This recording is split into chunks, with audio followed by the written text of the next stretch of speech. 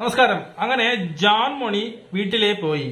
എനിക്ക് വീട്ടിലേ പോണം എന്ന് പറഞ്ഞ് ജാൻ മണി വീട്ടിലേ പോയി.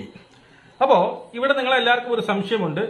എവിക്ഷൻ പ്രക്രിയ, അതായത് ഇന്ന് സേവ് ആയവരെല്ലാവരും ഇന്നത്തേക്ക് മാത്രമാണ്, നാളെ വീണ്ടും എവിക്ഷൻ തുടരും എന്നാണ് ലാലേട്ടൻ പറഞ്ഞിട്ട് പോയത് അല്ലെ. ആ എവിക്ഷൻ പ്രക്രിയയുടെ സമയത്തും പിന്നീട് ബിഗ് ബോസ് പറഞ്ഞതും അത് തന്നെയാണ്, നാളത്തേക്ക് വീണ്ടും എവിക്ഷൻ തുടരും എന്നുള്ളത്.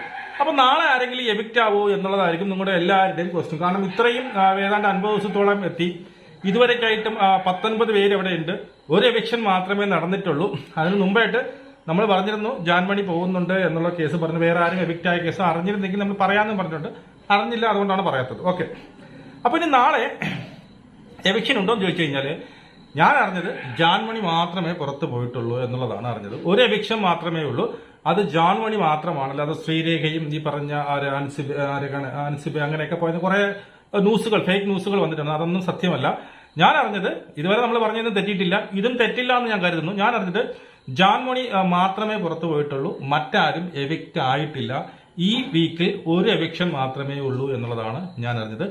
നമുക്ക് എപ്പിസോഡ് ഡീറ്റെയിൽ ആയിട്ട് കുറെ കാര്യങ്ങൾ പറയാനുണ്ട്. ഉടനെ വരാം. ജയ് ഹിന്ദ്.